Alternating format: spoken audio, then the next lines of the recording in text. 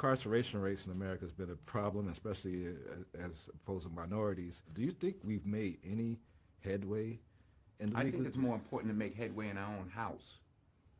By the time the system comes into play, the damage is done. They're not locking up 7-year-olds. Yeah, yeah. You know, I was in Chicago a couple of 3-4 weeks ago, and we saw these little kids on bikes with masks on the side of their head, like 5 or 6 of them. And the driver said, "Yeah, they're little young." Incarceration. All right, so that's the first clip I wanted to play, but I'm gonna play the second one. I'm gonna just introduce ourselves, and then we will just take it from there. Are you not entertained? Are you not entertained? All right. Hey, what's going on, family? This time from Nopickspodcast. Hey, what's up, y'all? It's your man Gio back again. All right, G. So that was the first clip I want to play. So the question that the interviewer asked, that's Denzel Washington, for anybody who doesn't know, or if you've been living under a rock for like 10 years or 1,000 years or whatever. So the question was, the interviewer asked Denzel, hey, incarceration rates amongst black men are still high. Do you think we made any progress? And Denzel's response was, well, I think we need to worry about making progress in our own homes, because by the time we reach the system, it's already too late. Basically, he's trying to imply like, hey, where the dad's at. All right, so I'm gonna play the second clip, and then G and I are going to get right to it. Yummies. I said, "Who?" He said, "Little Yummies. Look up, Google Little Yummy." Little Yummy was an 11-year-old murderer. Wow. And you look at his picture, you'll see the headshot of him, and he's like this. And he got murdered at 11 by a 14-year-old. Wow. Who's doing life now, and a 16-year-old. That makes no sense. You blame the system? Where was his father? It starts in the house. It starts in the home. And yeah, well, my father got locked up. Well, where was his father? I said, who? All right. So, G, what's your thoughts on what Denzel had to say about, the system versus active fathers in the black community? My thoughts, bro. It's always true. I'm fortunate, bro. I have the unique experience. I grew up in a house with a dad, and I understand the experience of belonging to somebody. So when you grow up in an environment like the hood, right, there's this like longing to belong. There's this desire to be a part of something, right? Right. And like you can be a part of sports, you can be a part of gangs, etc. But if you don't belong to somebody, right, you are going to belong to the streets. And if you belong to the streets, we see what that happen, what goes with that, right? And so with moms, right, if it's just a mom, you belong to your mom, but your mom, if she's by herself, is probably out trying to provide, so on and so forth, right? A man designed by protection is going to protect your identity up until the point that you can build it yourself. That's what my dad did for me. He protected my identity until I could build it myself, right? And that's the comfort of being around men, in my perspective. Now, can we foster that environment with strong men, women who know what it's like to have the balance of nature and nurture because they had men in their life? Right. Yes. But if you have a manless woman, like a woman who's never seen a man, who doesn't have a daddy, who doesn't have a granddaddy, who doesn't have anybody, who's only ever viewed the perspective from a feminine perspective, right? If she only is raising that man, she's going to raise him to be overly emotional and overreactive to life. And a woman can be that way and be supported throughout life and nurtured. Yeah. If a man is like that, he gonna go outside and he gonna run into something that's gonna let him know, I don't care how you feel about it, sir. Yeah. And all that, what you gonna do about it? I will kill you. Yeah. No, I'm 100% with you, Ro. I mean, as a black man, I can't stress the importance of being in your child's life. Like, if you look up CDC data, this has been a case for at least the last 6-7 years, bro. Black men are the most involved fathers, yo. Like, we go really, really hard for our goddamn kids. Now, for our parents' generation, I'm sure that wasn't the case, right? You got crack, you had, people were doing their own thing. Like, I'm not going whatever, but crack was a big thing back then, right? But crack was a major thing. Yeah. But I mean, although my dad wasn't on crack, he just wasn't interested in taking care of me. You mean Your dad like he do just no was like, drugs? no, his drug was vagina. For real, he just ain't He, shit. bro, my dad, I have like 30 siblings, bro. Like I have like 30 siblings for people. I haven't met half of these people, more than half. That's Don't know crazy. I don't know. I've seen pictures in my dad's house every once in a while when I went over there. I remember I seen a picture on a wall. Her name was Robin. I remember being like, oh, she's pretty. My dad was like, oh, that's your sister. I'm like, what the? I'm like, we look like the same age. I could have been dating this chick. You feel what I'm saying? Like, That's crazy. yeah, you mean like so? Did My your thing pop is, have a pop? I mean, not that I don't even. I'm not even close with his side of the family, so I won't even. I can't even speak on that. But I made jokes about this sometimes. But yeah, my dad was definitely Johnny Appleseed. Like he was out there planting seeds out this motherfuckers. And the chicks in Philly loved him. You know what I mean? Like, and it was like, because I remember, listen, he had 5 kids with my mom. I remember, listen, how player you gotta be for this? I remember being watched by some of his other baby moms. I used to be hanging out with my siblings. 2 I'm thinking of, Julius and Robert. 2 different baby moms. I'm hanging out. We around the same age. We like 7 months apart. All 3 of us. We all hanging out, and I'm being watched by Julius' mom, which was his baby mom. You mean like I'm like I don't know how he pulled that off because I feel like most chicks are like, "Nigga, you got me fucked up." You mean like, but yeah, no. So as a black man, I'm like, yo, I understand. Not even as a black man, as a man, I understand the importance of my role in my kid's life, which is why. I mean, I just go super hard for my kids. You know what I mean? Like I put them first in everything I do. In every move that I make, I'm like, should I do this? Should I do that? How will it affect my kids one way or the other? And a lot of times I'm like, I decide to go against my own interests, even if it's something that I want, because I'm like, I think it'll negatively impact my kids. So I'm gonna keep things as they are. And it's because I don't want them to be in a world where they don't know a father's love. And a father's role in a person's life is to make sure you don't go to jail. A father's role, tell me if you agree, G, but a father's role, I think I would say, is to simplify it, is to make sure that you give your kids the real shit so that the world don't give them the real shit. A mom is supposed to nurture and kiss their ass and be like, okay, everything's cool. So your son goes to school, my son goes to school and he's a bully, kicking everybody's ass, and it's like the mom is supposed to be like, oh, this is cute and funny and clever, blah blah blah, like, oh my god, blah, blah. But the dad is supposed to be like, no, this shit is unacceptable. You gotta fucking stop this shit, son, or we're gonna have a problem. So, yeah, so like you with the nurture part, you're right. I think with the nature part is that, and I read this book. It was called Play, but it talked about how like play is a necessity, but it has to come at a risk, right? Because life is real. If there isn't a risk in it, and so the dad is the risk of the role of what life is like out there, right? So like you just said, the nurture is like, oh, I love you, like it's safe, you're comfortable, you are protected, you are loved, you are guided, you can be free and open and play Right. without the worry or care, right?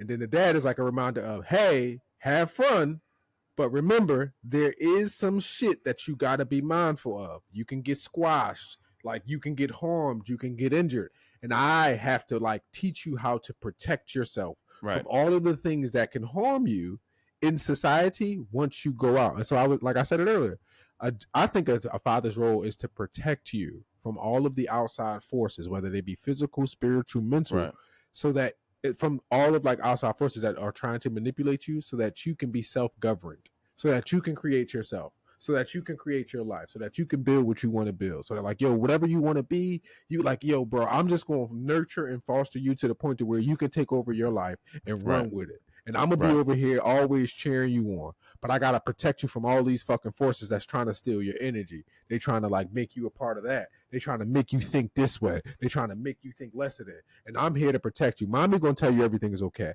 I'm going to protect you from this shit. Anytime you go out there and you face something scary, don't worry about that shit. I got that. I'm going to protect you from that until you don't need any protection at all, because you are secure. Right. And tell me if you agree or not. But yo, I think as black men and the black community anyway, I think we do ourselves a disservice when we go so hard about like, the system. because Denzel was right. Like, yo, if like you don't come in contact with the system if you've been raised the right way, for the most part. For the most part. So, but that so what you just said, because when you start talking about your pop, I was sitting there thinking about it. There are simultaneous like generational wipeouts, right? So there's like the Vietnam War, right, and all of that generation in terms of like getting them hooked on dope and heroin and all that shit, and then right after that is crack. So like there's like a brief period in the 70s where like we just was partying. So that's where that generation came from. Like they had just been warring for like a decade, right? And they were like, yo, bro, we just like we came out the civil rights movement, then we was in war, like we just been going through it, right? We're gonna like live it up. Now we got some rights, we can buy property, we can move around, let's party. So people start drinking and celebrating, and then crack came in. Like as soon as you got comfortable, crack came in and wiped a generation out. So you don't have that leadership. So when we talk about the system and all of it, there is an intentional manipulation, right, that we have to be mindful of. And I think it is like what you just said, securing the home. It's a mind thing, right? Like again, the dad is protect you. He protects your mind and your emotions. And so without that protection, you easily manipulate it. And what are the things that are manipulated the most in today's society? Thought and emotions, right? Your thought is manipulated by the information that you're given through the news and everything that you see in terms of what's possible. And then your desires are manipulated through marketing. They driving you to go towards these things, towards consumerism, towards like spending your money and feeling like desired, et cetera, whatever. So there is no individuality. But that's, you and I know individuality is what keep you protected in the hood. Right? Like what keep you protected in an environment is like, yo, no, I'm me. That's not me. I'm comfortable. So when you're in a situation, you feel the pressure. Like when everybody's sitting there, it's like, yo, let's go rob this dude. And all the dudes, right? That's like not supposed to really be doing it. They don't turn away because they don't have their self-identity. But then you and I like, nah, bro, I ain't going. Yeah. Like, oh, you a bitch. No, I'm not. No, like no, that's true. But like, you not gonna do nothing to me. Yeah. Like if you want to hit me about it, like, all right, cool. Like nigga, let's go. Like if that's what you want to do, because I'm strong enough as me, and I'll fight every one of y'all out here individually, right? I'll see y'all because I'm me. I'm strong enough in that. But G, so I gotta push back on you on one thing. So you said it was a systematic thing to get men out the home, right? But our women chose that though. Our women chose government benefits over their men. But through marketing manipulation. So there's an intention, like, bro. Now that I'm in marketing, bro, I'm always going to, because there's an intentionality to it, bro. There's colors, there's like signals, there's triggers that like are manipulated to make something appealing and attractive to somebody. And with those skills, it's like a superpower to manipulate people, bro. Because you can spend thousands of dollars on research. So they intentionally, like, there was, like, you think about all of the feminist movement and how it was marketed. It was like, yo, and they even the propaganda of the welfare system, right, was like, yo, like you can't have the women in here, like, you know, like it's better, like, don't have them there, you're gonna lose it, all this other stuff. All of this stuff was good. How about this? You heard him, like, so I agree with you. I would agree with you 100% if it was across the board amongst all racial groups of women. But you ever heard the Moynihan report? Mm-mm. So the Moynihan report, it was a report done, you know, by a bunch of white people in the 80s, right? And what they found, what they did research on, like the welfare state, right? And what they found is that when white people, Asian people, Hispanic people, all the other groups of people of women, were presented with a choice with you know, either welfare or your man. Those other groups chose their men. When was that? So this was during the 80s. When welfare really started kicking off, like everybody can get welfare, fuck it, everybody can get food stamps. So those other groups, so what the Moynihan report noticed was that when other racial groups, when their men started increasing their employment numbers, the women started decreasing their welfare numbers. What is it? Moynihan? Moynihan report. So the women start decrease when their men start increasing their employment numbers, the women's participation in welfare started decreasing. So that was the case for every other racial group except black women. the Moynihan report was confused. They were like, "Yo, wait, why? If all these other groups of women are getting off of welfare when their men are getting employed, why the hell are men getting employed, but when the black women's welfare rate is increasing?" So the market. I would agree with you with the marketing thing if it was across the board, but all the marketing seemed to only work on the black women and no one else. Well, so there's an intentionality of the marketing and the messaging for the family and the resources, and then also the drives, right? Like we gotta like everything got to be in context, right? So like when you're talking about like Asian and white women, like where are they coming from and what's their emotional state as they're going through these things, right?